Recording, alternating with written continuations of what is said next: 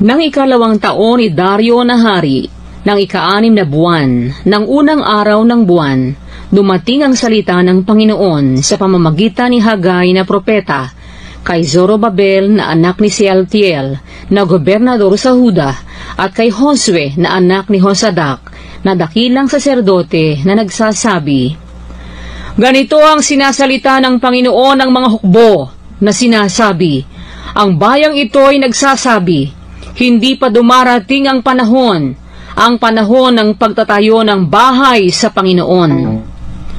Nang magagayoy, dumating ang salita ng Panginoon sa pamamagitan ni Hagai na propeta, na nagsasabi, "Panahon baga sa inyo na tumahan sa inyong mga nakikisamihang bahay, samantalang ang bahay na ito ay namamalaging wasak? Ngayon nga'y ganito ang sabi ng Panginoon ng mga hukbo, gunitain ninyo ang inyong mga lakad. Kayo'y nangaghasik ng marami at nagsisianin ng kaunti. Kayo'y nagsisikain, ngunit hindi kayo nagkaroon ng kahustuhan. Kayo'y nagsisiinom, ngunit hindi kayo nangapapatirang uhaw. Kayo'y nangananamit, ngunit walang mainit. At yaong kumikita ng mga pinag-arawan, ay kumikita ng mga pinag-arawan upang ilagay sa supot na may mga butas. Ganito ang sabi ng Panginoon ng mga hukbo, gunitain ninyo ang inyong mga lakad. Magsiahon kayo sa bundok, at mangagdala ng kahoy, at mangagtayo kayo ng bahay, at aking kalulugdan, at ako'y luluwalhati, sabi ng Panginoon. Kayo'y nangaghintay ng marami, at narito, ang dumating ay kaunti, at nang inyong dalhin sa bahay, aking hinipan. Bakit? Sabi ng Panginoon ng mga hukbo, dahil sa ang aking bahay ay nahahandusay na wasak, samantalang tumatakbo bawat isa sa inyo sa kani-kaniyang sariling bahay. Kaya't dahil sa inyo, pinipigil ng langit ang hamog, at ipinagkakait ng lupa ang kaniyang bunga.